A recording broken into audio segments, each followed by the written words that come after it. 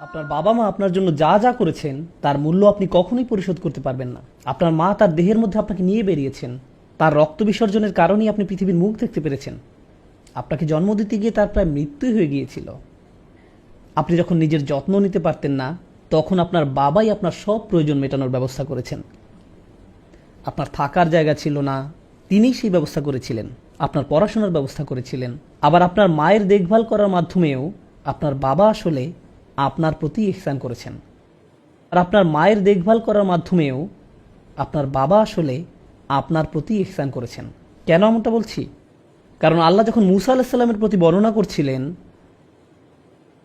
করছিলেন ওয়ালাকাদ মানান্না আলাইকা মান্নাতান মারাতান উখরা, সূরা তাহা, আমি তোমার প্রতি আরও একবার অনুগ্রহ করেছিলাম।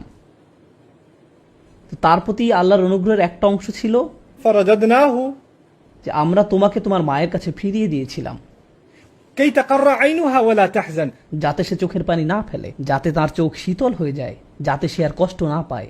যখন আল্লাহ তার মায়ের যত্ন নিচ্ছিলেন, আল্লাহ বলছেন আমি আসলে তোমাকেই অনুগ্রহ করছিলাম। তাই যখন আপনার মায়ের প্রতি ভালো কিছু করা হচ্ছে, তখন আসলে আপনার প্রতিও অনুগ্রহ করা হচ্ছে। আপনি হয়তো বলবেন আমি জানি আম্মু আমার যত্ন নিয়েছে, কিন্তু আব্বু তো কিছু করেনি। আপনার বাবা যে স্বামী হিসাবে আপনার মায়ের দেখাশোনা করে যাচ্ছেন, আপনাদের দুজনেরই এটাই একটা অনুগ্রহ যা আপনি শোধ করতে পারবেন না, আপনি যদি আর কিছু নাও করে থাকেন। তাই বাকি সম্পর্কের ক্ষেত্রে আপনি হয়তো অন্যদের ভালো করছেন, কিন্তু বাবা মায়ের বেলায় আপনি আসলে এমন ঋণ পরিশোধ করছেন যা আসলে শোধ হওয়ার ঊর্ধ্বে। এটা অসম্ভব। আর আমরা সারা জীবনই এর জন্য ঋণী থেকে যাব। এটা অসম্ভব। তাই আপনার সর্বোচ্চটা দিলেও তা যথেষ্ট হবে না। তবুও আপনি আপনার সেরাটা দিয়েই চেষ্টা করবেন। সেজন্য এটা বলা হচ্ছে অবিল ওয়ালিদাইনি ইহসানা। এটা হলো আপনার দায়িত্বের প্রথম অংশ। এর সাথে অন্যদিকেও আপনাকে ভারসাম্য বজায় রাখতে হবে। আপনাকে আপনার স্ত্রী এবং সন্তানদের অধিকার পূরণ করতে হবে, আপনার ভাই বোনের অধিকার পূরণ করতে হবে, এমনকি নিজের প্রতি অধিকারের দিকেও খেয়াল রাখতে হবে। এসব কিছুতেই আপনাকে ভারসাম্য রক্ষা করতে হবে। সেরাটা দিয়েই চেষ্টা করবেন। আর তা না করতে পারলে আপনি কারো না কারো উপর জুলুম করে ফেলবেন, হয় আপনার নিজের প্রতি বা আপনার সন্তানের প্রতি ইত্যাদি। অনেকে আছেন যারা বাবা মাকে দিতেই থাকেন, এরপর নিজের সন্তানদের অধিকার লঙ্ঘন করে ফেলেন। আবার কোনো কোনো পিতামাতা আছেন যারা শুধু চাইতেই থাকেন, তারা তাদের অধিকারের চেয়েও বেশি পাওয়ার আকাঙ্ক্ষা করেন। তারা কোরআনের আয়াত দিয়ে হয়তো বলবেন তুমি আমার জন্য যতই করো না কেন তা যথেষ্ট নয়, তাই তোমার সব কিছুই আমাকে দিয়ে দাও। আর তারা ওই আয়াতই আপনার উপর খাটাবে। তাদের প্রতি আল্লাহ ইহসান করতে বলেছেন, কিন্তু এই ইহসান সংজ্ঞা তারা নির্ধারণ করতে পারেন না। এই সূক্ষ্ম পয়েন্টটা বুঝুন। মা বাবার প্রতি আপনার অনেক দায়িত্ব রয়েছে, কিন্তু সেগুলো তারা ঠিক করতে পারেন না। এটা আল্লাহ নির্ধারণ করে দিয়েছেন। তারা যদি আপনার তদারকিতে থাকা কারো অধিকার হরণ করতে বলেন, যেমন কোনো কোনো অভিভাবক তাদের ছেলেকে বলে তার স্ত্রীকে নির্যাতন করতে, তার সাথে কথা বলা বন্ধ করতে, তারা বলতে পারেন তার স্ত্রীকে খুব সাধারণ অধিকারগুলো থেকেও বঞ্চিত করতে, কিন্তু আপনি এমনটা করতে পারেন না। যখন আপনি কোনো নারীকে বিয়ে করলেন, আপনি তখন তার ওয়ালি হিসাবে তাকে নিজের যত্নে রাখার প্রতিশ্রুতি দিয়েছিলেন। আপনি তাকে সুরক্ষিত রাখার অঙ্গীকার করেছিলেন, যে দায়িত্বটা এর আগে তার বাবার ছিল। যে কোনো মূল্যে তিনি তার মেয়েকে রক্ষা করতেন। ওয়া আখাযনা মিনকুম মিসাকান গলিযা। নারীরা তোমাদের কাছ থেকে সুদৃঢ় অঙ্গীকার গ্রহণ করেছে। এখন স্ত্রীর দেখাশোনা করা আপনার দায়িত্ব। তাই আপনার পিতামাতা যাই বলুক না কেন, আপনি আপনার স্ত্রীর প্রতি অবিচার করতে পারেন না। এর উল্টোটাও সত্য, স্ত্রীর কথা শুনে আপনি আপনার বাবা মায়ের সাথে অন্যায় করতে পারেন না। তাহলে এর অর্থ কি দাঁড়ায়? আমি নিজেকেও মনে করিয়ে দিচ্ছি, এই জীবনে কেউ না কেউ আপনার প্রতি অখুশি থাকবেই। সব সময় পুরুষ হিসেবে জীবনযাপনের জন্য আপনাকে অভিনন্দন, আমাদের দলে আপনাকে স্বাগতম। কেউ না কেউ নারাজ থাকবেই আপনার ব্যাপারে। বাবা বলবেন তুমি ভালো সন্তান হওনি, মা বলবেন তুমি আমার চেয়ে বউকে বেশি ভালোবাসো, স্ত্রী বলবেন তুমি খালি বাবা মায়েরই খেয়াল রাখো, আমি তো তোমার কেউ না। বাচ্চারা বলবে তুমি শুধু দাদা দাদিরই যত্ন নাও, আমাদেরকে পাত্তাই দাও না। আবার বাবা মা বলবে তুমি শুধু বাচ্চাদেরকে নিয়েই পড়ে থাকো, আমরা তো এখন আবর্জনা। সবাই ভাববে যে আপনি কিছুই করেন না। আপনি পুরোই অকর্মা। হয়তো কেবল জানাজাতে আপনার ব্যাপারে ভালো কিছু বলা হবে। ও অনেক ভালো মানুষ ছিল, ভালো মানুষ ছিল। কোনো কোনো অভিভাবক দেখবেন সন্তান বেঁচে থাকা অবস্থায় ভালো কিছু বলবে না, কিন্তু মারা গেলে বলবে আমার ছেলেটা খুবই ভালো ছিল, অনেক যত্ন নিত আমাদের। তো পুরুষ হিসাবে আপনি এটা মনে রাখবেন, এমন জীবন আশা করবেন না যেখানে কেবলই আপনার প্রশংসা করা হবে। সব কিছু সহ্য করতে শিখুন। আপনি কোনো ফেরেশতা নন, আপনি মানুষ। যখন সবাই আপনাকে নিয়ে টানাটানি করছে, কেউই আপনার প্রতি সন্তুষ্ট না, তখন কোনো না কোনো সময় আপনি ভেতরে কিছুটা ভেঙে পড়বেন। আস্তে আস্তে এক সময় আপনি সব কিছু মিলিয়ে চলতে পারবেন না। দুটো ব্যাপারে আপনাকে ব্যালেন্স করে চলা শিখতে হবে। দুটো ব্যাপারে আপনাকে ব্যালেন্স করে চলা শিখতে হবে। আপনি রেগে মেগে বলে ফেলবেন আমি তো এমনিতেই সবাইকে খুশি করতে পারবো না, তাই আমি চেষ্টা করাই ছেড়ে দিয়েছি, সবাই গোল্লায় যাক। আবার অন্যদিকে হতে পারে আপনি সবাইকে খুশি রাখতে গিয়ে নিজের অবস্থাই খারাপ করে ফেললেন। সবাইকে খুশি রাখতে গিয়ে আপনার নিজের অবস্থায় যদি খারাপ হয়ে যায়, তাহলে তো আপনি অন্য কারো ভালো করতে পারবেন না। আপনি ভালো পিতা হয়ে চলতে পারবেন না, ভালো স্বামী বা সন্তান হিসেবে আপনার দায়িত্ব পালন করতে পারবেন না। নিজেকে হারিয়ে ফেললে অন্য কিছুই আর করতে পারবেন না। অনেক সময় সম্পর্কগুলো ধরে রাখার সময় আমরা পুরুষরা অবমাননা করে ফেলি। হয়তো আমরা অন্যদের অধিকারগুলো দিচ্ছি না, আবার মাঝে মাঝে যারা আমাদের উপর নির্ভরশীল তারাই আমাদের সম্পর্কের অবমাননা করে বসে, তারা আমাদের সাথে অন্যায় করে ফেলে। নিজের অধিকারের ক্ষেত্রে আপনাকেই সেই দাগটা টানতে হবে, নিজ থেকেই সেই অধিকারগুলো চাইতে হবে। একই সাথে খেয়াল রাখতে হবে যেন আপনি অন্যের উপর জুলুম না করেন। আমরা এমন সমাজে বাস করছি যেখানে ধরে নেওয়া হয় কোনো খারাপ কিছু ঘটলে তার জন্য পুরুষই দায়ী। সবসময় পুরুষই দায়ী না। কোরআনের বর্ণনায় অনেক বিশৃঙ্খলার কারণ পুরুষ, আবার অনেক ক্ষেত্রে নারী।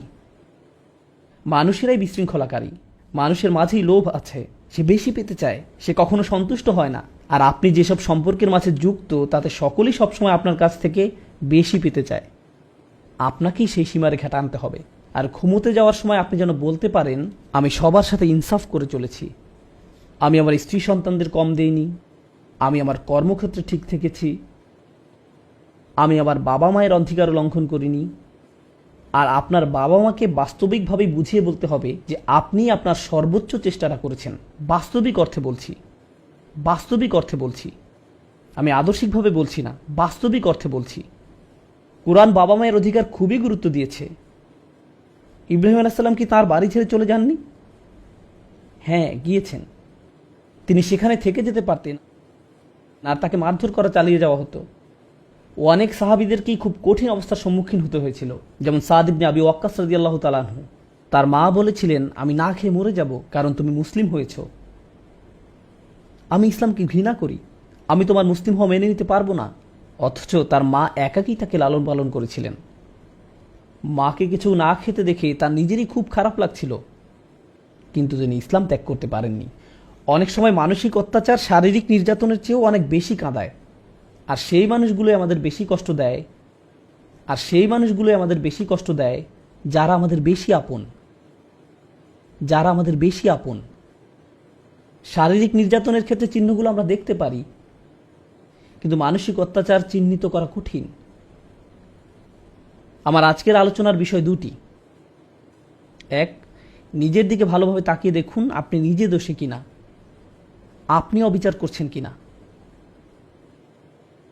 দুই, নাকি আপনার উপরই কোনো অবিচার করা হচ্ছে। আপনার উপর অনেক বিষয় নির্ভর করে। যদি আপনার প্রতি অন্যায় চলতে থাকে তাহলে একসময় আপনি ভেঙে পড়বেন, নিজের দায়িত্বগুলো ঠিকমতো পালন করতে পারবেন না। সুতরাং অন্যকে খুশি করা নিয়ে দুশ্চিন্তা করবেন না। মানুষকে সন্তুষ্ট করা এমন এক গর্ত খোঁড়ার মতো যার কাজের কোনো শেষ নেই। আপনার কাজ তাই আল্লাহকে খুশি করা। আপনি যদি এখনই মারা যান তাহলে যেন আল্লাহর সামনে দাঁড়িয়ে পূর্ণ চেতনা নিয়ে বলতে পারেন হে আল্লাহ, আমি কারো অধিকার কম দেইনি, আমি কারো প্রতি অবিচার করিনি। আমি জানি তারা সবাই হয়তো এমনটা মনে করে না, কিন্তু তুমি আর আমি জানি আমি কতটুকু করেছি বা করিনি। এটাই ইহসান। ইহসান হলো আত্মসচেতনতা। আপনি যদি অন্য মানুষের স্ট্যান্ডার্ড অনুযায়ী চলতে যান তাহলে আপনি যাই করেন না কেন আপনার 12টা বেজে যাবে, আপনার 12টা বেজে যাবে। আমাদের মা বাবারা হয়তো এমন পরিবেশে বড় হয়েছেন যে আপনি হয়তো কোনো হাসপাতালে কার্ডিয়াক সার্জারির হেড, বা আপনি হয়তো আপনার ভাই বোনদের মধ্যে সবচেয়ে ভালো, কিন্তু তাও তারা বলবে তোমার কাছ থেকে আমি আরো বেশি আশা করেছিলাম। বাকি সবাই আপনার তারিফ করে, কিন্তু তারা বলবে তুমি এমন কেন, তুমি আমাকে হতাশ করলে। কোনো কিছুই যথেষ্ট হবে না, এটাও ঠিক আছে। তারা হয়তো ভাবে যে আপনি যথাযথ ভালো হতে পারেননি। আপনার স্ত্রীও এমনটা ভাবতে পারেন। তিনি হয়তো আপনাকে ছোট করে কথা বলেন, এমনভাবে কথা বলেন যেন আপনি কোনো আবর্জনা। সন্তানেরা হয়তো আপনাকে কষ্ট দেয়, আমি জানি না, কিন্তু একটা কথা মনে রাখবেন, আল্লাহর সাথে আপনাকে সৎ থাকতে হবে। আপনি যাতে বলতে পারেন আমি আমার দায়িত্ব ঠিকমতো পূরণ করেছি, আমি কারোর সাথে অন্যায় করিনি। এটাই হলো ও আবুদুল্লাহ ওয়ালা তুশরিকু বিহি শাইআন ওয়া বিল ওয়ালিদাইনি ইহসানা। এটুক ঠিক করে চলাই একটা বড় কাজ। এরপর তারা যাই বলুক সেই ভার আল্লাহর কাছে, সেটা আল্লাহ আপনার উপর চাপিয়ে দেননি। এরপর আসে নিকটাত্মীয়দের কথা, তাদের দিকেও খেয়াল রাখতে হবে। প্রতিবেশীর অধিকার, তাদের দিকে খেয়াল রাখতে হবে।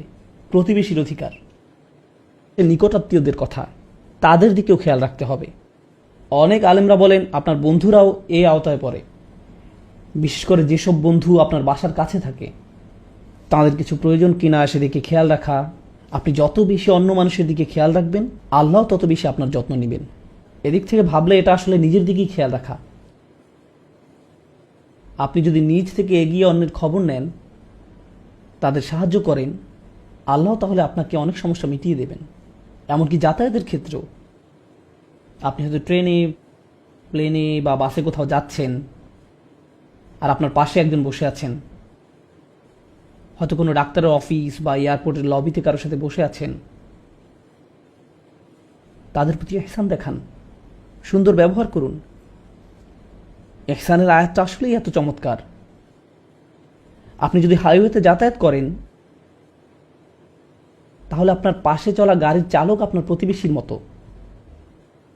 তাহলে আপনার পাশে চলা গাড়ির চালক আপনার প্রতিবেশীর মতো। তাই যদি তাকে কোনো ইঙ্গিত না দিয়ে হুট করে মোড় ঘুরিয়ে নেন, তাহলে সেটাও আয়াতটির অবমাননা হবে।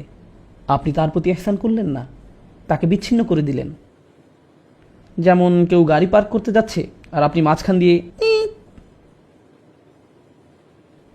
কারণ আপনার হয়তো জুমার নামাজ ধরতে হবে, কিন্তু এতে করে আপনি আপনার প্রতিবেশীর প্রতি ইহসান নষ্ট করলেন। ইহসান হলো তার প্রতি দয়া দেখানো, ভালো ব্যবহার করা। তো এই ভালো ব্যবহার দেখানোটা পরিবারের মধ্য থেকে শুরু হয়ে বাইরের দিকে বিস্তার করবে। এই আয়াতের ব্যাপারে এটা বলে আমি শেষ করতে চাই, প্রথমত আল্লাহর সাথে ন্যূনতম একটা সম্পর্ক ধরে রাখা, এরপর আসে আপনার মা বাবা, তারপর নিকটাত্মীয় আর প্রতিবেশীদের অধিকার। এটা আসলে কি বোঝায়? আপনার হৃদয়ের সাথে যেই সম্পর্কটা সবচেয়ে বেশি জড়িত, সেটার গুরুত্ব সবার আগে, এরপর বাকি মানব সম্পর্কগুলো, যার মধ্যে প্রথমে আসে আপনার মা বাবা, তারপর নিকটাত্মীয়, স্ত্রী সন্তান, এরা সবাই এর অন্তর্ভুক্ত। এরপর এটা বাইরের দিকে আরও বিস্তৃত হবে। কিন্তু দুর্ভাগ্যজনকভাবে এর উল্টোটাও দেখা যায়। সমাজে আপনি কাউকে দেখতে পান যিনি অনেক ভালো, অন্যদের সাথে ভালো আচরণ করেন, সালাম বিনিময় করেন, খুবই ভালো লোক, কিন্তু যখন তিনি বাসার দরজা লাগান, তারপর তিনি ফেরাউনের মতো হয়ে যান। আপনি তাকে চিনতেই পারবেন না। ওনার কি হলো? তার কণ্ঠ বদলে যায়, মেজাজ নষ্ট হয়ে যায়, মনে হয় তিনি যেন অন্য কেউ। আল্লাহ আমাদের এই সম্পর্কের সিরিয়ালটা দিলেন, কারণ বাইরের সবার সাথে ভালো ব্যবহার করে কোনো লাভ নেই যদি আপনি মা বাবার সাথে ভালো ব্যবহার না করেন, কিংবা আপনার স্ত্রী বা সন্তানদের সাথে ভালো ব্যবহার না করেন। প্রথমে যদি এটাই না করতে পারেন, তাহলে বাইরে যা দেখান তার পুরোটাই আপনার মিথ্যা, এর কোনো মূল্য থাকবে না। এজন্য এই আয়াতটা নিয়ে বাস্তবতার প্রেক্ষিতে কথা বলতে চেয়েছিলাম। আমি বুঝি যে পুরুষরা অনেক চাপের মধ্যে থাকেন, কিন্তু যদি আপনার দায়িত্বগুলো ভালোভাবে পালন করে যেতে চান, তাহলে অবশ্যই আপনার নিজের প্রাথমিক অধিকারগুলো নিশ্চিত করতে হবে। কারণ এটা একজন মানুষের চাহিদাও বটে। যেমন যদি আপনার সন্তান আপনাকে সম্মান না করে, ন্যূনতম সম্মানটাও না দেখায়, আপনাকে সালামও না দেয়, এটা আপনার ভিতরে চিবিয়ে খাবে। আপনি কষ্ট পাবেন, আপনি বুঝতে পারবেন না এটা আপনার অন্যান্য কাজে, অন্যদের সাথে কিভাবে কথা বলছেন তাতেও প্রভাব ফেলছে, মানসিক এবং আধ্যাত্মিকভাবে প্রভাবিত করবে। তাই এই সম্পর্কগুলোর যত্ন নিন, অন্যের প্রতি দায়িত্ব পালনের দিকে খেয়াল রাখুন, তার পাশাপাশি নিজের অধিকারগুলোও চাইতে শিখুন, কিন্তু সতর্ক থাকবেন যেন কোনো ক্ষেত্রে সীমালঙ্ঘন না হয়ে যায়। আল্লাহ যেন আমাদেরকে ভারসাম্যপূর্ণ মানুষ বানিয়ে দেন। বারাকাল্লাহু লি ওয়া লাকুম। আসসালামু আলাইকুম ওয়া রাহমাতুল্লাহ।